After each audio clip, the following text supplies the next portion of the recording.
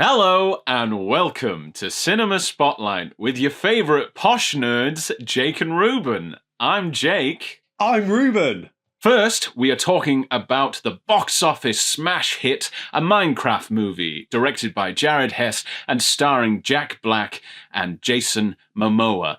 Next up, we're talking about Death of a Unicorn, the new A24 comedy horror, which sees Paul Rudd and his daughter, played by Jenna Ortega, thrust into a whole world of craziness when it turns out unicorns are real. Next, Reuben will talk about the new British psychological thriller Restless, the story of very bad neighbours indeed. And good eye, mate! Get your Australian accents at the ready as we revisit the classic movie Muriel's Wedding, which is celebrating its 30th anniversary. Hey guys, it's me, Jake, your friendly neighbourhood film reviewer. Another call out to all up-and-coming and aspiring filmmakers out there. If you want us to watch your film and interview you, then please email us at cinemaspotlightjakeandreuben@gmail.com. We'd love to hear from you. And of course, do make sure that you are subscribed to our YouTube channel and that you are following us over on Spotify. Like, comment, subscribe, tell us everything that we've got wrong. We are really looking forward to hearing from you, and especially to hear your response to our terrible Aussie accents, to be revealed later in the show. Now, the first film we are going to talk about this week has been absolutely destroying at the box office, both in America and internationally. This film is making a huge amount of money, much more than was forecast for it. And it's really proving a delight with audiences as well. Younger audiences, that is, who've been filming themselves reacting to sequences in the movie by whooping, cheering, screaming lines and throwing popcorn everywhere. We are, of course, talking about a Minecraft movie. And listen, from the looks of things, there will be many more A Minecraft films. Now, this stars Jack Black, Jason Momoa, Emma Myers, and more, including the Oscar nominee for The Colour Purple, Danielle Brooks. They are thrust into the universe of Minecraft, specifically the overworld, a place populated by peaceful villagers who don't really say anything but are awfully friendly, and then the evil pigs who come at night and try to terrorise their local communities. Now, this is a very strange film, I have to say. I don't think it's one that necessarily plays brilliantly if you're not familiar with Minecraft as a game, and I have to confess I'm not. But I was really expecting this to be unbelievably bad. I thought this was going to be a one-star monstrosity, and I have to say I was really pleasantly surprised by it.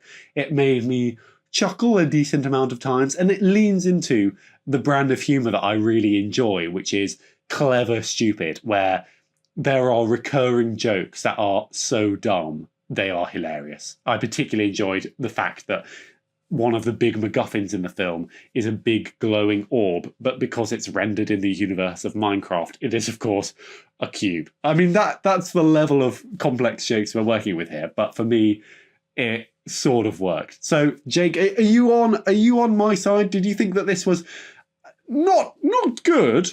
It's not good, dear viewer, but not nearly as terrible as you feared. Well, this film is doing very well, mainly because it's sort of got on that meme trend. You know, it's hit a very strange marketing tool that, you know, it's self-generated by its viewers rather than, you know, it's very cheap. You know, it's causing a lot of disruption, but then again, it means that Minecraft has had a huge opening weekend. People do assume that it's going to be terrible because the trailers, in fact, were not good. I'm not familiar with the game. I've never played it before. Oh, no. I was hoping you were going to say that you were an expert and could talk me through it. But I mean, we're in danger now, I feel. I'm terrible at video games, and Minecraft, I'm sure there's some competitive element. I sound like such an idiot right now. It stars Jack Black doing the most Jack Black routine possible. Some people can be really rubbed the wrong way by that, but I think I loved this film. What? Whoa, sorry. What? You loved it? You loved it, Jake? It was so bizarre because I was just sat there and I assumed that it was going to be awful. And to be honest, last week was kind of mid and left me in a dour mood. So going into a Minecraft movie, I thought, oh, this is going to be slop, real naffness. But I grew up loving School of Rock. That's my sister's favorite film. We always used to watch it. And I think that's, the purest form of Jack Black, the best form of comedy, the best version he is.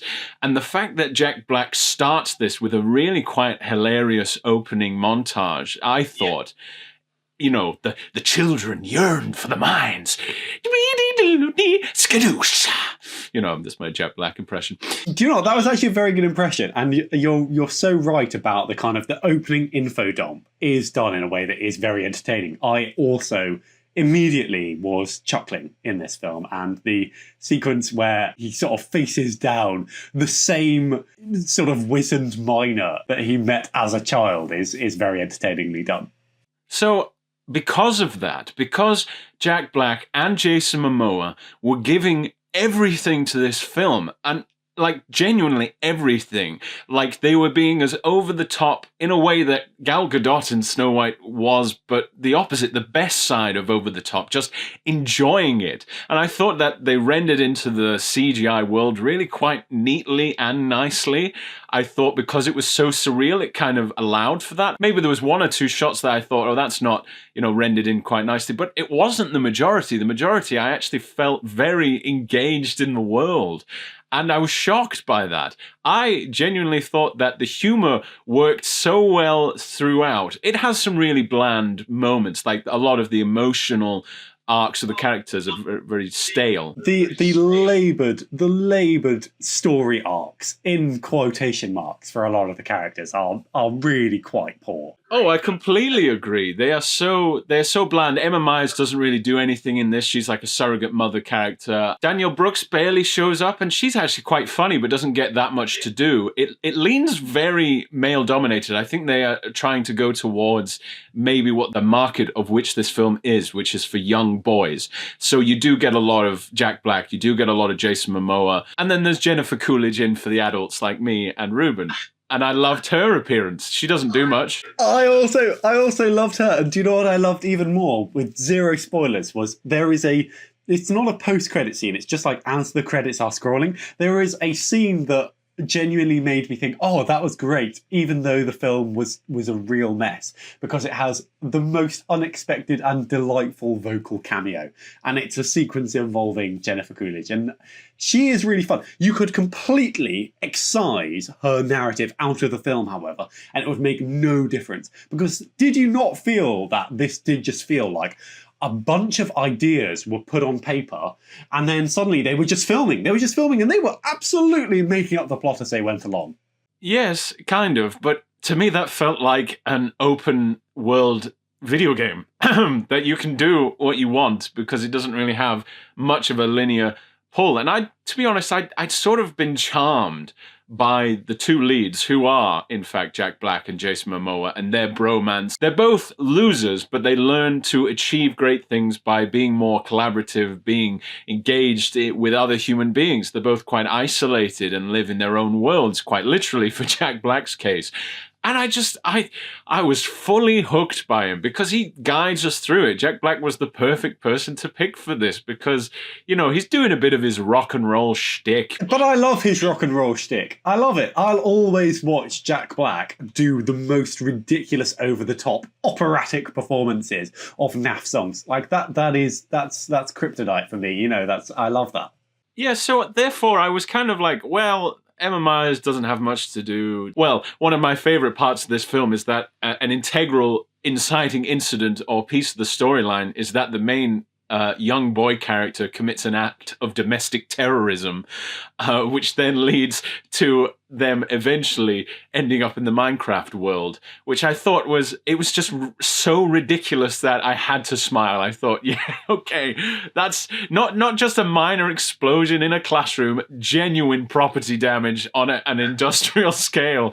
It's ridiculous, and I think the absurd jokes and the humor of it all, and just it's presented in a way that I think you can enjoy this movie massively.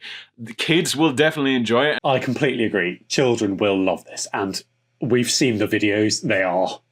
And it's not too heavy. It's not political at all. Even you could probably read into it about it. So, no, you couldn't. You couldn't read into it at all. You could. It's about the main villain tries to take away all creativity, and a lot of people have made comments about this movie being a lack of creativity in Hollywood. This IP has been represented in a way that was very charming, that someone like me, who has never played the game, really enjoyed it, didn't feel lost, and I'm sure there were Easter eggs in there for people who do play the game. The humor felt creative. It could have gone even blander. It could have been like the Playmobil movie. This one wasn't quite up to the standard of the Lego movie, which is the gold standard of these types of films, which could be philosophical, humorous, and then also have great animation style. This was a little for younger audiences, I think, but I enjoyed it a lot, and I would highly recommend it, and I think people should. I'm not really engaged in the meme culture of it all, but hey, I just had a great time, and I like Jack Black's got a great singing voice. I liked the cubes. I liked all the bits that kind of didn't make sense. I liked when Jennifer Coolidge showed up at random points. I loved that voice cameo, because why wouldn't I? I loved it all. I thought you could have actually deleted the younger characters from this movie and younger kids would have still enjoyed it. I know they're more surrogates, but, I kind of thought that it was in that weird, where we're in this hyper unrealistic world where one of the main characters has a mobile petting zoo in her car. I thought these are great jokes that just fly by. It's not a joke a minute. It's not that clever like the Lego movie, but it is funny. And I did really like it. And I left the cinema so confused with myself. I usually hate everything. Why did I really like the Minecraft movie?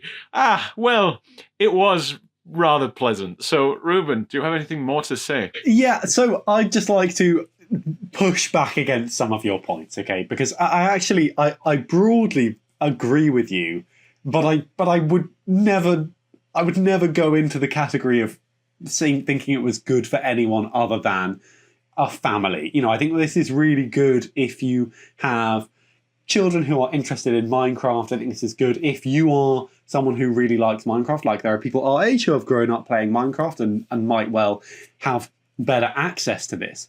But from my point of view, I thought that whilst it wasn't nearly as bad as I was expecting, it is a mess, and I did find it a bit exhausting. I don't know how long it is, but I felt a bit tired by the time we got to the kind of big climactic finale. And I wanted more from the characters. And I don't think that's too much to ask. You can make a big, silly, colourful children's movie and make it brilliant. We've seen so many of those. We've talked about so many of those. To talk about your favourite film, there is an element of this which is similar to The Wizard of Oz. It's a similar story. There are direct beats in this which resonate with a lot of great fantasy material. The Wizard of Oz, Lord of the Rings, it's all in there, often like very visually quoted. But I just wasn't getting any kind of emotional engagement out of it, and I needed that to sustain me through a film which is quite hit and miss. There are completely, as you say, funny, well-executed moments, but there are other moments where it's just sort of flailing around, trying to find something to do. The action is okay, but it's much better, to be honest, when it just focuses on making dumb jokes. That's what I enjoy. Jack Black is fabulous in this, and Jason Momoa is doing a similar performance to his Fast X performance, where he is just absolutely chewing the scenery. He's ripping off chunks. He's chowing down. Like, it's glorious to see. There's a huge amount of Ryan Gosling's Ken from the Barbie movie in his character here. It's really, really fun to watch him be in that sandbox. But I was so angry for Emma Myers, because I love her in Wednesday. I think she's absolutely terrific. I think she's really good in A Good Girl's Guide to Murder. I think that series was fun. She deserved much better writing. I felt it had quite a patronising attitude towards its female characters, who are completely sidelined. They don't get any cool action, actually. It's always kind of really undercut by other stuff, and the men get to be these kind of heroic action figures. And that really annoyed me. The 80s nostalgia of it is fun, but only to a point. I felt like so much of this, on a surface level, was doing enough to keep me going, to keep me, just about engaged. But it's so hollow. And I got to the end and I just felt like I'd inhaled a load of sweets and been hyper for 5 minutes, but then I felt a bit sick. Well, see, I agree with you on the point that, as I said before, there's not much for Emma Myers or Daniel Brooks to do. In the film, they sort of get a bit sidelined by some of the characters, especially the men. I think that what was missing was its bit of emotional weight with some of the characters, but I do disagree that you could find something else in Jason Momoa's character and how he sort of re-establishes himself. He's quite a lowlife, to be honest, throughout the film, and then obviously becomes a bit more of a hero at the end. But there's enough for me to keep going through. I do agree it is like eating a lot of sweets, but maybe it's my favorite sweet, so I'm only a little bit sick of it by the end. And I think it was a great surprise. That also made me feel a bit more positive towards the film because it had a lot of goodwill. And every time I thought the goodwill was sort of running out, something else happened that made me feel like, oh, actually, that scene with Jennifer Coolidge gave me a bit more energy to keep going. And Jack Black said something in a very bizarre way that, you know, made me smile or just made me feel like, yeah, I want to go watch School of Rock after this. That'd be awesome. You know, it's sort of, I really liked it. I really liked it. The thing is, I think I'm having to be the negative one because you're being very positive about it. And I do think that it's thoroughly flawed. It's quite jarring the opposite way around, isn't it, Reuben? It is. I'm feeling quite shocked that you said the words, I love this film. But I have to say, listen, there are elements that I enjoyed. I thought that it was broadly funny. I really enjoyed the villain, who is voiced by Rachel House, the New Zealand actor. I thought she was really funny. There are very good moments in it. But the whole thing is in such chaos that I don't think it's good. You know, it's not a good film. It's a film with good elements in it. That said, I am really glad that it is drawing people in. I'm really glad that people are having a good time. And I think that it's really, really great that there is something in the Easter holidays for families to go and see and enjoy. But I think that people need to be aware of the fact that the trends that are circulating on social media with everyone throwing their popcorn at the moment Jack Black says, chicken jockey, is an absolute nightmare for everybody who works in that cinema because the amount of hoovering we are going to have to do in the 10-minute break between that film ending and the next one starting is going to be a nightmare. So please, if you do go and see this, do not throw popcorn everywhere because you are absolutely making someone's life hell. I also really loved Rachel House in this film. She also did great voice work in Soul and is marvelously hilarious in Hunt for the Wilder People, another film. We mentioned it, I think, last week, but one of the best films ever made. Yeah, truly hilarious. Just the tonality of voice, just someone who knows how to utilize their voice in a way that creates comedy. And I think there are great actors who do that. And I do think Jack Black is also one of those actors. His performance in this really did nullify a lot of the bad grossness that came from Dear Santa, one of the worst Christmas films I have ever seen that came out last year. And he was truly misplaced in that. A really harsh and horrible movie. This film is not harsh or horrible. It's very positive. And I will say, opposite to Reuben, that I think it is a good film. Not great, but I think it's good. So, is it just mining a franchise, or will you craft a good day out to go and see it? You decide.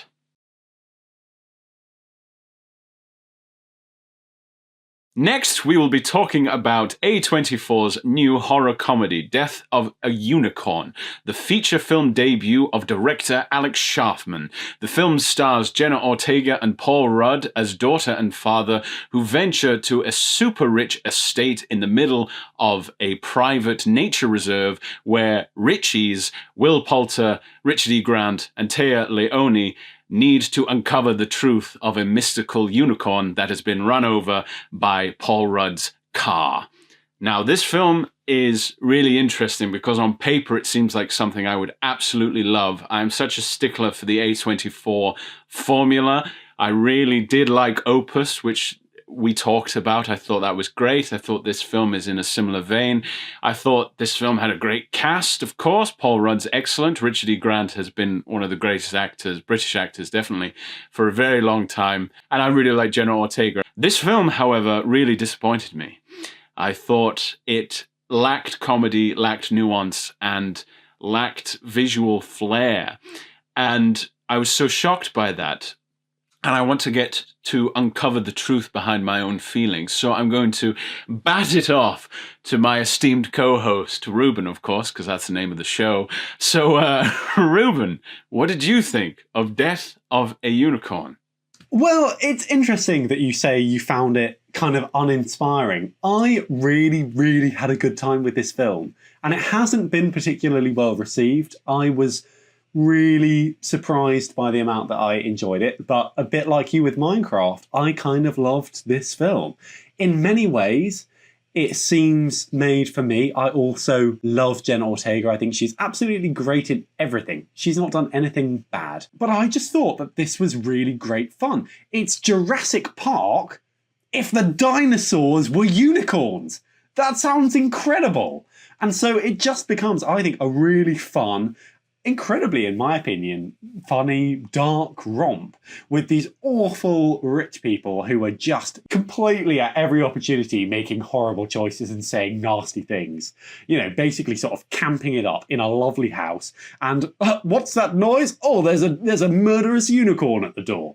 Of course, everything kicks off when Paul Rudd's character, they're driving through the middle of nowhere and he accidentally hits a baby unicorn that walks onto the road because he's got really bad hay fever. And listen, this is a film in which people have hay fever, acne, and are art history students, and hey, I feel seen.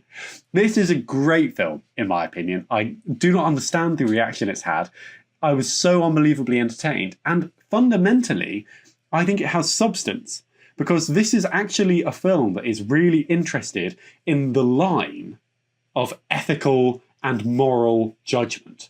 Because all the way through this film, the awful rich people want to use this unicorn horn as a potential medicine. Now, they want to use it for themselves. They're out to completely give themselves immortality and cure their own illnesses and not share it.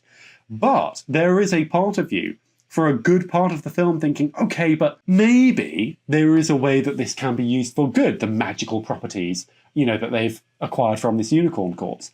And then at the same time, you're thinking, but I hate these people and I know that they're going to do terrible things if they have that power. Paul Rudd and Jenna Ortega make a very convincing father-daughter duo, I think. I think they have good chemistry. She's this kind of surly teen, but in the middle of this, the shining star around which everyone else is orbiting is Will Poulter being absolutely fabulous. I just adored him in this. He's having so much fun. Every line is delivered perfectly. He does the best eyebrow flexing you've seen in decades, and he just gets some absolutely cracking moments. I thought this was really, really good fun. I'm honestly a bit baffled by the hate it's received. And I disagree. I think that it looks visually impressive. I liked the design of the unicorns. I thought they looked tangible. I think it was a mix between practical and digital effects required to bring them to life. And that worked for me. And it's all tying into this kind of big mythology. It's produced by Ari Aster, and I think there's similar world building to Hereditary and Midsommar. So Jake, tell me, can you explain to me, why is this film bad? Because I honestly had a very good time. Well, you talked about how Minecraft didn't really have a linear story and all the sort of storylines, which I agree are very cookie cutter, very bog standard. This film is exactly the same, just you change the genre. You make it the A24 horror movie genre. So you look through it and you're like, okay, so there's a disjointed family, there's death and lots of misery. But by the end, of course, they have to rekindle with the help of some magic. And also people are going to get killed very brutally and gruesome. And it just seems a little tired at this point. I really think that a lot of it falls that it just isn't quite funny enough for me. Like, it borders that line. You either go one or two ways with this kind of premise because a unicorn, you have to suspend a lot of disbelief, really, because the way they even present the unicorns, I don't think the design's very interesting. I think it just looks a little rough, especially some of the CGI of the animals, especially at the end of the movie, is a little rough. It looks much better in darkness, as often CGI does, and then when they show up in the day, it doesn't look as well rendered. And, you know, it feels that they had this idea of unicorns, but don't really play with some more of the magical elements. You know, there's an element of this where Jenna Ortega has a psychic connection with these animals, but it's displayed in a very sort of bland way, that she's just sort of hypnotized by some cosmic power. Because we've seen all this kind of stuff before, it does definitely feel like a first feature, and then it's very competently done. I think that, you know, a lot of the actors give great performances. My co-host is correct. Will Poulter is brilliant. I actually don't think Will Poulter's been bad in anything. And also Richard E. Grant's in it, and I'm always joyous to see that, you know, he's still there, very, very charming, and plays a truly horrific character, but delivers it with his spite and vigor. And there's a hilarious bit where probably the best joke in the whole film, because it's not highlighted. A lot of the other jokes highlighted how rich and posh they are, highlighted how out of place Paul Rudd is. But the best joke is when Jenna Ortega looks across and sees Richard E. Grant eating a slightly purple steak. And it's just like, oh my God, of course, the rich people are tasting this unicorn, because that's what they would do. And Will Poulter snorts it as cocaine in one sequence, which is so accurate. It is. That's a good point. I think that setting up of the rich is really good. I think just actually the horror elements of this film kind of fail for me, and I would have wanted them to push the comedy more to sort of counteract that. I actually think that a lot of the gore is a bit bland, a lot of the violence is a bit bland, and it just seems a bit, you know, similar. If they're unicorns, they just kill people like, I guess, the rhino would have, or a rhino would have. Whereas they could have done something a bit more magical, a bit more menacing, a bit more... They look a lot at medieval sort of mythical lore. And I would have loved that to be an even deeper part of it, that they had to do something a bit more medieval. Did you not feel that they did that? I think this is maybe where we sort of interpret it differently. Is, to me, the film is such a folkloric tale that it's telling. I thought that, you know, the Jenna Ortega character, because she's an art historian and art history is important, she works out, okay, this is a recurring thing that happens throughout human history, because humans are fundamentally bad and greedy, and they want this magical being, and they entrap it, and then all hell breaks loose. And I like that it had actually a very similar sort of conclusion to Nosferatu. Spoilers for both of these films a little bit. In that, you know, it all comes down to a truly good person being the key to saving the day. And I like that. To me, it felt like it was able to kind of ascend into that slightly mythic landscape and talk about these things in more of a painterly, more of a poetic stroke. Well, see, I can see why you would have liked that element of it. I think it is sort of trying to modernize that myth, but to me it just lacked a bit of that magic, you know, the sense of that they're talking about this great mythical creature, and magic does exist in this film, but it just lacks a lot of the sort of whimsy of it all. I think because it is so pessimistic, the film is incredibly pessimistic. To a point, it's really ragging on healthcare sort of prices and sort of the price of life and the moral argument of using a rare and creature to cure very finite amount of people. And you can take a lot from that, and like a lot of people just getting pushed out, sort of their manservant is forced to do things just because he's well equipped at it, because that's his job. I laughed every time somebody summoned him, and he's just like stood there, but they're shouting like he might be several rooms away, and he's just like, I am here, by the way. Every time I laughed. And that's good. I mean, the more you talk about it, Reuben, I'm like, yes, quite a bit of the comedy was enjoyable. There's something that is lacking. I'm not sure what the general discourse about the film is. There is just an element that, because of it being Death of a Unicorn, that it could marry the two a bit better. The sort of very modern, very political divided sort of scope of the human characters compared to a far more animalistic but magical world. I didn't feel that the world existed that this magic could be involved with. And it's sort of like, oh, now we just have to believe that there's unicorns. And I wish there was just something more. I can't quite put my finger on what it should be. It sort of lacks a bit of mythos. It lacks a sort of storyteller aspect that you feel that unicorns have, or that, you know, there's always in these films, and they didn't have it in this, that character who already knew about the unicorns existing. You know, they didn't bump into the weird groundsman who's like, oh, right there, I know about there's things in these woods that you have to be careful of. You know, someone with a greater understanding. But then again, that's very cliche too. And I think, you know, Paul Rudd and Jenna Ortega do a lot to, as great performers, to create that sense that these people are related. But I do actually think some of the dialogue is lacking, and that it does seem to go in circles what they talk about. Sort of the way that he acts is very repetitive, and not quite interesting. It's not repetitive in an interesting way that you're like, oh, this character really needs to change. It's sort of very stubborn, and then it comes with this big emotional plea at the end of the film, as expected, in that sort of quite cliche way. I don't think that the film isn't nuanced. It doesn't want to be, but I think that could have been a little better handled, because I think it did, the way it dealt with the rich people, it would just let the actors be as wild as possible. Whereas with that, it was a little too stock. They're like, okay, we have to film this, then we can get back to the fun stuff.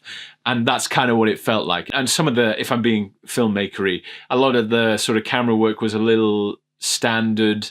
And I think, you know, it sort of went to show how distant they are. It used a really wide lens when they're in the bedroom talking to one another, putting them at two opposite sides of the screen. I'm like, okay, I get what you're doing. You could try and evoke it more in a bit more of a dialogue sense. But this director, you know, Mr. Schaffman, will go far. I think this is a good base, you know, a base of grounding up. I think it just needs a bit of a tighter script. Maybe that's where all the things sort of fall out a bit for me. Well, that's where I do agree with you, because I actually think that this is honestly pretty flawless for most of the runtime. But I do think that it drops the ball at the very last minute. I think that the actual conclusion of the film is a bit clunky, a bit trite, and it felt convenient in a way that the rest of the film doesn't to me. It felt like it had a bit of an unearned ending, which, you know, on one level, I thought, oh, you know, good, I'm glad that they've not gone with perhaps a more cynical conclusion to the tale. But to a certain extent, it felt like I was watching a version of the story that was sponsored by Lloyd's Bank. I think that's my only real problem with the film, is I think it drops the ball slightly at the end. But I don't know what ending I would prefer, honestly. So perhaps it's just in the execution. Maybe this is where Alex Schaffman, being a debut feature filmmaker, has, you know, slightly run into difficulty. But honestly, I thought it was really good fun. I can't understate how much it is Jurassic Park with unicorns, and if that sounds fun to you, you'll have a good time. I really enjoyed the performances. We haven't talked about Jessica Hines, but I adore Jessica Hines, and she's great here. It's really good fun. I think it has a lot on its mind, not necessarily many answers, but it's definitely flirting with lots of fun themes, and doing so in a way that I found consistently chucklesome. So honestly, it's a real recommendation from me. I don't think it's fair that this film has had quite the drubbing it has, because I think it's great. Now we move on to a movie that I have not seen, so cannot talk about. And if I do, I'm really talking out my my back. So Reuben's going to have to talk about Restless, the new movie by Jed Hart. It's a psychological thriller, and that's all I really know, but I know it's British, and we are British posh nerds. So Reuben, talk to us about this movie. So, I actually knew absolutely nothing about it as I went and sat down in the cinema to watch it. I'd been planning on watching Novocaine, the new Jack Quaid film, but I'd got my timings mixed up, I'd had a nap, and suddenly I'd missed my opportunity. So I just went to the cinema. What's the next thing showing? Oh, it's this film called Restless. I know nothing about it. I sat down, the film rolled, and I absolutely loved it. It's really good. It tells the story of a woman living in a seaside town, I think in Kent. And she is essentially grieving the loss of her parents. Her mother died many years ago, but her dad has very recently passed away, and she lives next door to his old house. You know, they used to be neighbours, and now that he's gone, there's this great void in her life. She lives on her own. She's got a son off at university, and she spends her days working as a care worker in a retirement home, and she's incredibly happy with her life as much as she's struggling to overcome this grief. She knows who she is, and she has her own way of doing things. And all of that is thrown out of whack when the new neighbour moves in next door. Because the new neighbour is this young, kind of brash guy who starts playing really, really loud music at all times of night when she's trying to sleep because she needs to wake up early to go to work. And a very, very strange, very, very unpredictable tension begins to simmer between these neighbours. And this is a completely real life scenario, right? This really happens to people. Nightmare neighbours are a thing. And so we find ourselves completely resonating and frankly very unsettled by the situation that our heroine finds herself in, wherein she doesn't want to be a bad neighbour, she doesn't want to be a killjoy, but these people are having absolute rages of a party every night of the week, and her room is literally vibrating. You know, she can't sleep, she can't think straight because of the noise. But when she tries to confront them about it, there's a real threat in the air. And so things start to sour, things start to take a turn for the worse. And what we end up with is a really gripping psychological thriller in which you have no idea what's going to happen. It's only 90 minutes long, but it weaves, I think, a really excellent narrative about, as I say, a kind of real life situation which can turn very ugly, whilst also having these kind of grace notes of satire, these kind of comedic sections. The film makes very good use of the music of Beethoven because she's a huge fan of classical music, and so there are sequences that play out entirely to pieces of Beethoven's scores. I was really impressed by the performances. It's got quite a small cast. The central figure, played by Lindsay Marshall, is absolutely brilliant. She feels completely real. She feels like 50 women just like her. And I thought it was a deeply empathetic performance, which means that as she starts to unravel and she starts contemplating much darker things, you're really torn because you're sort of on her side. And you also think, oh my goodness, that would be insane. And the film just does a brilliant job, therefore, of constantly wrong-footing you, constantly putting you on edge. The sort of the psychological warfare of having someone next door who you are terrified of is brilliantly communicated. It is absolutely true that she becomes a prisoner in her own home and a prisoner in her own body at times. And the film has a section sort of 2/3 of the way through, which is essentially simulating a panic attack. And it's really, really effectively done. I felt like I wasn't breathing for most of this film. I was knocked out by it. I was completely surprised. And I just thought, what a brilliant, simple setup. Two people who hate each other's guts, but they live next door to each other. Go.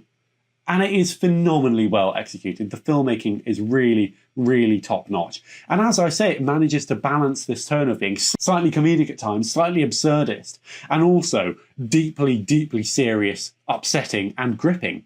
It reminded me, in an incredibly good way, of the Darren Aronofsky film Mother, which is a straight up home invasion and might be the most distressed I've ever been in a cinema. I think Oppenheimer and Mother are the two most upsetting things I've seen on the big screen. But I just was knocked out by it. I really encourage everybody to seek it out. It's getting perhaps a wider release than one might have expected. It is a small budget independent British film, but my goodness, it earns its stripes. It's absolutely phenomenal. I was really, really impressed.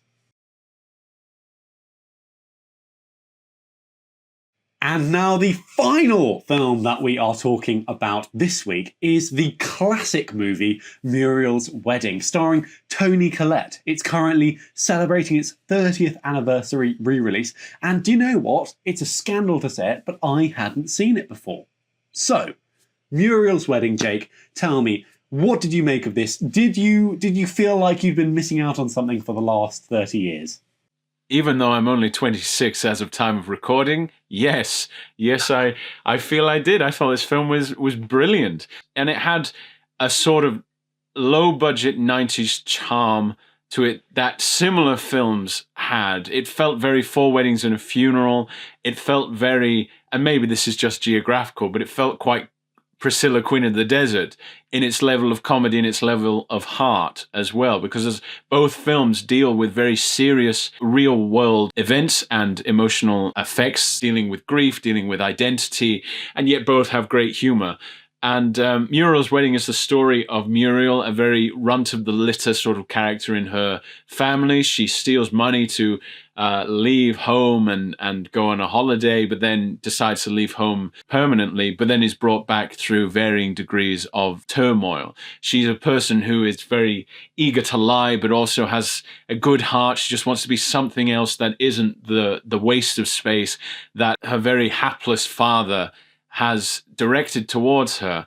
Toni Collette plays Muriel, who is completely confused. I think that's the best way to put it. She desires to be wed. That is the gold standard of existence. It opens on a wedding of her best friends who are just terribly cruel to her. And she just gets abused throughout the movie until she decides, I actually want to move on. And then, she becomes friends with Rachel Griffith's character, and it's a really great friendship. This film is just effortlessly charming in a quite interesting way because it is quite bleak. There's a lot of bleakness throughout. The attitude towards Muriel is completely negative until Rachel Griffiths shows up. Bill Hunter, who plays her dad, is very hilarious in his stubbornness and his cruelty. And it is a very serious movie. It takes some dark turns, but I never felt like I had the Bridge to Terabithia syndrome. It was genuinely really still charming even in its tragedy. The line from Wicked, tragically beautiful, I think this film is, or beautifully tragic. Either which way, I just thought I connected with it so much. Muriel lies all the time. She should be a really off-putting character, but, you can just see yourself in it. Toni Collette plays it so damn well. And you must agree, Reuben. I think she's one of the best actors. We were just waxing lyrical about before we put the cameras to play. So I think she is the powerhouse of this film. I think the writing's really nice, not too out there. It has some cliche bits, but they're dealt with so well because the performances are so good. I thought this was really great as well. I really, really was moved by it. It wasn't as sort of straightforwardly comedic as I was expecting it to be, but for all the right reasons. It does touch on really serious issues. At times it's really bleak, but it wears all of that stuff in a way that is quite light. It never is depressing, and you always feel very emotionally invested in the story and the characters. I think in many ways, I would say it's like the slightly grittier Australian cousin to Four Weddings and a Funeral, because actually structurally they're similar in a way, because they begin with a wedding, they are heading towards a wedding, shall we say, and there is this kind of love story, although in this it's platonic, playing out between the two leads. I thought it was spectacularly well written, but in a very understated way. All the way through, we understand this character really innately, but it's through the small moments, it's through the small actions. And I think Muriel is such an unbelievably relatable character. And that might sound mad because she's a pathological liar. She makes the bad choice every time she's offered a good one and a bad one. She always goes down the road that leads to destruction and self-destruction. But who hasn't felt like they don't exist? Who hasn't felt a yearning to change their situation and rebuild an identity? And for her, and I think this is hugely related to the way in which, women are perceived in society as not having value if they're single, she is very much a person who's gone, okay, my life is very unhappy. What will solve it? Oh, it's the thing that I've been told in every piece of media since I was a child fixes all problems: marriage. And she's so desperate to be loved, and she's getting none of that from the people around her. So I really felt a huge empathy with Muriel. She's Mariel later in the film, confusingly. But that's a big part of her, restarting her life, reinventing herself elsewhere. And you're so happy for the moments that she is, even when you think this is a terrible decision. The moments where she is happy and where she feels free, you get it. You understand, okay, you're looking for meaning. You're looking for human connection because you've been dealt this card where your family is dysfunctional, your father doesn't love you. There is this incredibly sad relationship that she has with her mum, which is just gutting. And it all plays out, actually, in a very funny film. I mean, we're talking about the serious scenes. It's so funny, and it is soundtracked brilliantly, brilliantly, brilliantly by the music of ABBA. And she has this wonderful line where she says, "My life is as good as Dancing Queen." And I think that's a brilliant line, because don't we all want our lives to be as good as an ABBA song sounds? It's fabulous. And there is a crazy sequence in which she is walking past a wedding dress shop, and we get this brilliant score version of Dancing Queen, and it knocked my socks off. It's like a religious experience. ABBA as a religious experience. It's extraordinary. So yeah, as you can tell, I was really knocked out by it. Really, really fabulous. Family friendly in a way, this is good for teenagers and up. And a really good way, I think, of talking about a lot of really weighty themes in a way that feels so light and so accessible, and just great performances across the board. Oh, absolutely. I completely agree. And I think this film also connects to another great 90s low-budget film dealing with representation of women in Muriel's wedding, but the full Monty dealing with masculinity as well. The two deal with it so interesting. There's such a nice connection. Full Monty is one of my absolutely favorite films to deal with this kind of thing. And Muriel's Wedding does have this progressive vibe to it, that it's trying to subvert and transcend societal norms for women. But you could also read, you said that the relationship of the main two characters is platonic, but you could read a bit more through a sapphic lens. You could look at it through queer connotations, that it is in the 90s, a representation of the most functional relationship Muriel has is with her best friend. And I think as a connective tissue for people going back and looking for something, it does lean towards that's the only time they're stable. The real climax and the real emotional weight is to do with their relationship rather than any relationship with the men. Men in this film are presented as quite clueless and quite stupid and quite aimless, quite accurately as well with all the characters they are presenting, whereas Muriel really grounds herself in her relationship with her female best friend. And I think that's a really interesting thing, because you can read all this stuff into it. And it does develop. If you look at it through that lens, you can really connect to it from, a queer culture, a queer point of view, queer narrative. It might not have been written like that, but it has that connotation. I think even in Full Monty, it deals with that side of things more directly. Textually, there is a queer relationship that shows up quite subtly in the Full Monty, but is dealt with quite progressively for the time for Northern English men, whereas this is sort of rural Australian women dealing with how to live a better life, but a better life together. So I just think that's really interesting. And, I looked through it through both lenses, trying to see what the connotations of the story would take if I was looking at it through different points of view. And it just made the film better. It enriched it either way. If you look at it through how it's meant, just as best friends trying to find themselves as independents, but also through a slightly more LGBTQ plus lens, I think it's both great films that can exist within the same world. And I loved it. I genuinely think there's a reason it's one of Ridley Scott's favorite films. I just thought it inspired me to want to write more, because as Reuben said, the writing is so neat and so tidy and very understated. And I thought, brilliant, absolutely brilliant. Right, this was crikey. It was absolutely amazing, mate. Yeah, I mean, I couldn't agree more. I think that there definitely is. I wondered at one point if it was going to be a queer love story, because, as you say, it definitely can be read in that way. And I think that, that kind of concluding sequence in which they're finally getting out of town. Porpoise Spit, when they're finally getting out, you're just like, hallelujah. It's like a bank robbery and they're getting away into the sunset. It's lovely, and it is romantic in that way, and I'm sure that there have been some very interesting and really excellent bits of writing about this film and its queer subtext. But I really felt it was very life affirming. I felt so hopeful and optimistic by the end of it, which is not how I would necessarily have thought it was going to go if you'd asked me halfway through, where there's definitely it sort of tips into a much more tragic story and you think, oh gosh, is this where we're headed? But yeah, I found it really lovely, really life affirming, and it's wonderful. I look forward to revisiting it again and again and introducing it to my girlfriend. I think she'd love it. So yeah, it's fabulous. Knowing me and knowing Reuben, we definitely recommend this film because of the ABBA song, Knowing Me, Knowing You.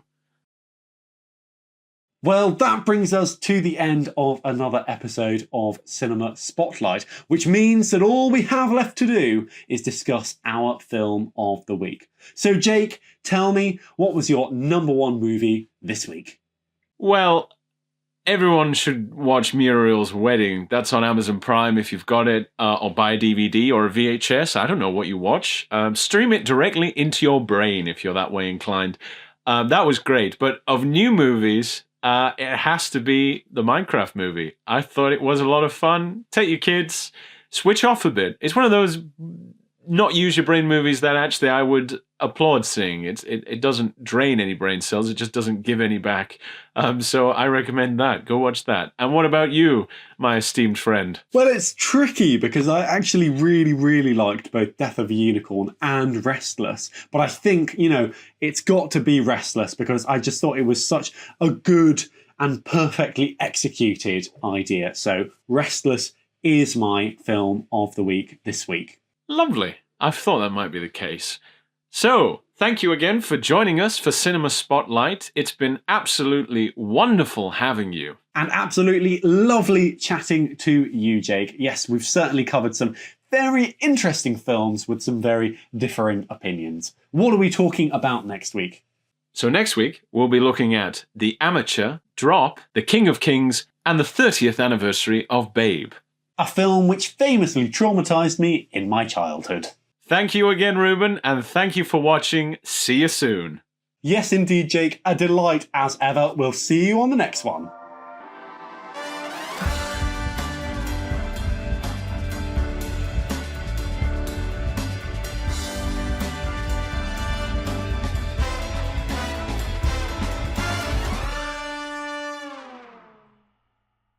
First we cinema, then we spotlight.